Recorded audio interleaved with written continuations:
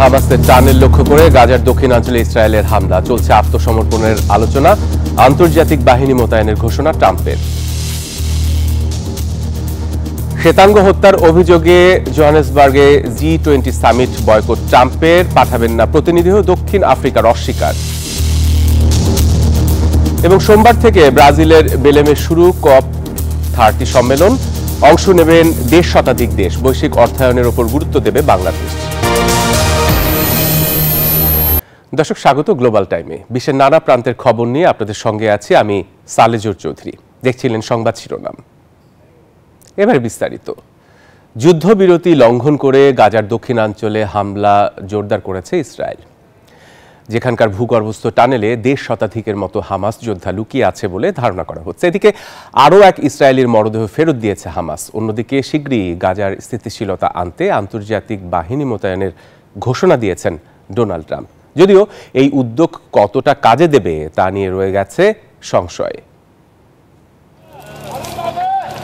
এই সময়টা ফিলিস্তিনে জলপাই সংগ্রহের মৌসুম, তবে অব্যাহত গুলি আর গোলাবর্ষণের মুখে জীবন বাঁচানোই দায়।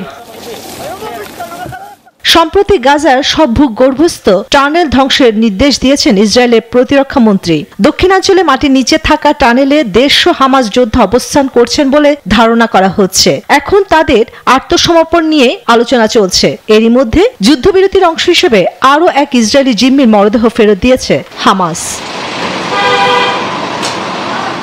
এদিকে পশ্চিম তীরে নতুন করে বেড়েছে সহিংসতা। জাতিসংঘ বলছে ফিলিস্তিনের এই অঞ্চলটিতে অক্টোবরে রেকর্ড সংখ্যক হামলা চালিয়েছে ইসরায়েলি বাহিনী। এতে ব্যাপক হতাহতের পাশাপাশি ধ্বংস হয়েছে বিপুল কৃষিজমি।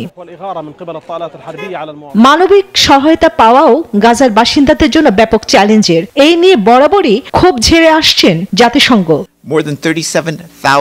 এ পর্যন্ত 37,000 মেট্রিক টন ত্রাণ গাজা সীমান্তে প্রবেশ করেছে, যার অধিকাংশই খাদ্য সামগ্রী। তবে অনেক এনজিও কর্মীকে এখনো প্রবেশের অনুমতি দেওয়া হয়নি। ইসরায়েল থেকে উত্তর গাজায় কিংবা মিশর থেকে দক্ষিণ গাজায় সরাসরি প্রবেশ এখনো সম্ভব নয়।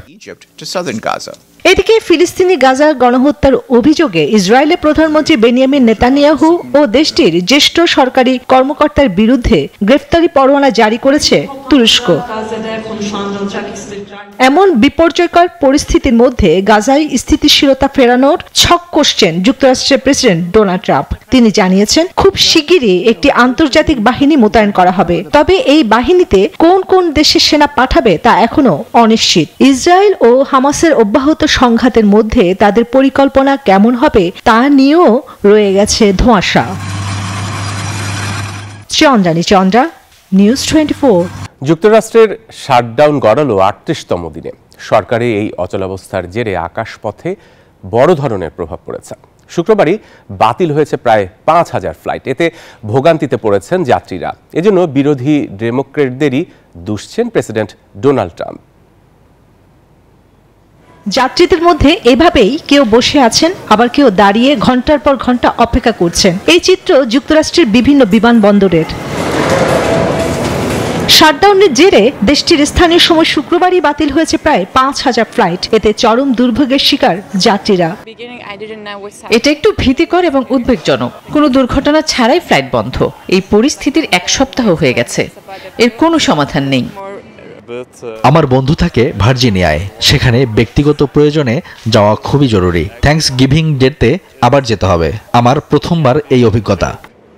রাজনৈতিক অচলাবস্থার কারণে বিমান পরিবহন নিয়ন্ত্রণকারীদের উপর অতিরিক্ত চাপ তৈরি হওয়ায় ব্যস্ততম 40টি বিমানবন্দরে অভ্যন্তরীণ ফ্লাইট কমানোর নির্দেশ দিয়েছে বিমান চলাচল নিয়ন্ত্রক সংস্থা FAA। সংস্থাটি জানায় প্রাথমিকভাবে অভ্যন্তরীণ ফ্লাইট 4% কমানো হবে, যা আগামী সপ্তাহের শেষে 10% উন্নতি হতে পারে। সংকট অব্যাহত থাকলে এই হার 15 থেকে 20% পর্যন্ত বাড়বে। এদিকে মার্কিন প্রেসিডেন্ট ডোনাল্ড ট্রাম্প বলেছেন কেন্দ্রীয় সরকারের বিভিন্ন কার্যক্রম বন্ধ থাকায় শেয়ার বাজার থেকে শুরু করে বিমান চলাচল সব ক্ষেত্রেই প্রভাব পড়ছে। ডেমোক্র্যাটদের উগ্রপন্থী পাগল আখ্যা দিয়ে অচলাবস্থা নিরসনে কংগ্রেসকে দ্রুত পদক্ষেপ নেওয়ার আহ্বান জানিয়েছেন তিনি। ডেমোক্রেটিক ও রিপাবলিকান আইন প্রণেতাদের মধ্যে সরকারি ব্যয় সংক্রান্ত বিল নিয়ে সমঝোতা না হওয়ায় গত 1 অক্টোবর থেকে যুক্তরাষ্ট্রে কেন্দ্রীয় সরকারের কার্যক্রম আংশিকভাবে বন্ধ রয়েছে। চন্দ্রা, নিউজ 24। শ্বেতাঙ্গ হত্যার অভিযোগে দক্ষিণ আফ্রিকায় অনুষ্ঠেয় G20 সম্মেলন বয়কট করেছে যুক্তরাষ্ট্র। শুক্রবার এক পোস্টে এমন বার্তা দিয়েছেন ডোনাল্ড ট্রাম্প। দেশটির বিরুদ্ধে মানবাধিকার লঙ্ঘনের অভিযোগও আনেন মার্কিন প্রেসিডেন্ট। বলেন, দক্ষিণ আফ্রিকায় G20 সম্মেলন অনুষ্ঠিত হওয়াটাও লজ্জাজনক। দক্ষিণ আফ্রিকার সঙ্গে ট্রাম্প প্রশাসনের রসায়ন কখনোই মধুর ছিল না। দ্বিতীয় মেয়াদে ক্ষমতায় এসে শুল্ক আরোপ থেকে শুরু করে এবারে G20 সম্মেলন সব ক্ষেত্রেই তিক্ত সম্পর্কে জানান দিয়েছেন ডোনাল্ড ট্রাম্প। এরই ধারাবাহিকতায় দক্ষিণ আফ্রিকায় অনুষ্ঠেয় G20 সম্মেলন সম্পূর্ণ বয়কট করছে ট্রাম্প প্রশাসন। মার্কিন প্রেসিডেন্ট সাফ জানিয়েছেন, তিনি নিজে তো যাবেনই না, যুক্তরাষ্ট্রের কোনো প্রতিনিধিকেও পাঠাবেন না দক্ষিণ আফ্রিকায়। ট্রাম্পের অভিযোগ, দেশটিতে শ্বেতাঙ্গদের হত্যা করা হচ্ছে, বেআইনিভাবে হাতিয়ে নেওয়া হচ্ছে তাদের জমিজমা। এই ধরনের মানবাধিকার লঙ্ঘন হচ্ছে যে দেশে, সেখানে G20 শীর্ষ সম্মেলন অনুষ্ঠিত হওয়াটাও লজ্জাজনক। তবে মার্কিন প্রেসিডেন্টের এসব অভিযোগ অস্বীকার করেছে দক্ষিণ আফ্রিকা, জানায় তাদের দেশে কৃষ্ণাঙ্গ ও শ্বেতাঙ্গরা সমান অধিকার ভোগ করছে। আসছে 22 ও 23 নভেম্বর জোহানেসবার্গে অনুষ্ঠিত হবে G20 সম্মেলন, যেখানে প্রথমবারের মতো আয়োজক দেশ হিসেবে অংশ নেবে দক্ষিণ আফ্রিকা। এরপর 2026 সালে ফ্লোরিডার মায়ামিতে G20 সম্মেলনের আয়োজন করবে যুক্তরাষ্ট্র। আসমা তুলি, নিউজ 24।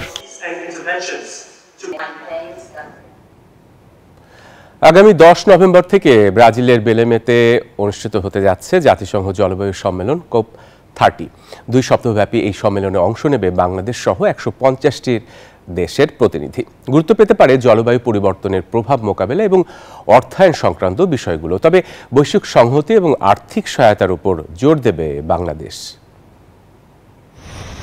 জলবায়ু পরিবর্তনের প্রভাব বাংলাদেশ সহ ঝুঁকিপূর্ণ দেশগুলোর জন্য সংকট কোনো তথ্য নয়, বর্তমান বাস্তবতা। এর প্রভাব শুধু অতিরিক্ত কার্বন নির্গমন নয়, কার্বন শোষণে বিশ্বের বনাঞ্চল ও রেইন ফরেস্টের নির্বিচার ধ্বংসও বটে। তাই তো বাসযোগ্য পৃথিবী গড়ার অঙ্গীকার নিয়ে প্রতি বছরের মতো এবারও শুরু হচ্ছে জাতিসংঘ জলবায়ু সম্মেলনের 30তম অধিবেশন COP30। COP30-র আসর আয়োজন করা হয়েছে অ্যামাজন অঞ্চলের শহর বেলেমে। অ্যামাজন রেইন ফরেস্টের কাছাকাছি এই সম্মেলন আয়োজনের মূল উদ্দেশ্য অ্যামাজনের গুরুত্ব সম্পর্কে বিশ্ববাসীকে সচেতন করা এবং জলবায়ু পরিবর্তন মোকাবেলায় বহুপাক্ষিক সহযোগিতা ও বাস্তবায়ন প্রক্রিয়া জোরদার করা, এমনটাই জানিয়েছে আয়োজক দেশ ব্রাজিল। বলা হচ্ছে, এই সম্মেলন বৈশ্বিক উষ্ণতা বৃদ্ধি 1.5 ডিগ্রি সেলসিয়াসের মধ্যে সীমাবদ্ধ রাখার প্রচেষ্টা এবং নতুন জাতীয় কর্মপরিকল্পনা নিয়ে আলোচনা করবে। বরাবরের মতোই গুরুত্ব পাবে জলবায়ু পরিবর্তনের প্রভাব মোকাবেলা এবং জলবায়ু অর্থায়নের বিষয়টিও। তবে বাংলাদেশ জোর দেবে জলবায়ু ন্যায় বিচার, অভিযোজন সহায়তা ও বৈশ্বিক অর্থায়নের উপর। 10 নভেম্বর থেকে শুরু হওয়া এই সামিট চলবে 21 নভেম্বর পর্যন্ত। আসমা তুলি, নিউজ 24। নোবেলজয়ী মার্কিন বিজ্ঞানী জেমস ওয়াটসন মারা গেছে। মৃত্যুকালে তার বয়স হয়েছিল 97 বছর। 1953 সালে ব্রিটিশ বিজ্ঞানী ফ্রান্সিস ক্রিকের সাথে মিলে ডিএনএর ডাবল হেলিক্স কাঠামো আবিষ্কার করেন তিনি। তার এই আবিষ্কার আধুনিক মলিকুলার বায়োলজিক্যাল অগ্রগতিতে যুগান্তকারী ভূমিকা রাখে। এজন্য ওয়াটসন 1962 সালে ক্রিক ও মরিস উইলকিন্সের সঙ্গে যৌথভাবে নোবেল পুরস্কার পান। তবে বর্ণ বুদ্ধিমত্তা নিয়ে তার বিতর্কিত মন্তব্যে বৈজ্ঞানিক সমাজে তার অবস্থানকে প্রশ্নবিদ্ধ করে এবং হোল্ট স্প্রিং হার্বাল ল্যাবে তাকে বিভিন্ন সম্মাননা থেকে সরিয়ে দেয়। শিকাগোতে জন্ম নেওয়া ওয়াটসন কেমব্রিজ, হার্ভার্ড ও কোল্ড স্প্রিং হার্বাল ল্যাবে দীর্ঘ গবেষণায় গুরুত্বপূর্ণ অবদান রেখে গেছেন। আগামী 1 বছরের জন্য হাঙ্গেরিকে রাশিয়ার তেল গ্যাস ক্রয় নিষেধাজ্ঞা থেকে অব্যাহতি দিয়েছে যুক্তরাষ্ট্র। এ তথ্য নিশ্চিত করেছে হোয়াইট হাউস। রয়টার্স জানায়, সম্প্রতি ডোনাল্ড ট্রাম্পের সঙ্গে বৈঠক করেন হাঙ্গেরির প্রধানমন্ত্রী ভিক্টর অরবান।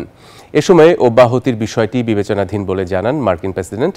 ট্রাম্পের যুক্তি, হাঙ্গেরির জন্য অন্য জায়গা থেকে তেল গ্যাস সংগ্রহ করা খুবই কঠিন। তবে ট্রাম্প প্রশাসনের এই সিদ্ধান্ত ইউরোপের অভ্যন্তরীণ জ্বালানি নীতি ও ঐক্যের নয়া বিতর্ক সৃষ্টি করতে পারে বলে মনে করা হচ্ছে।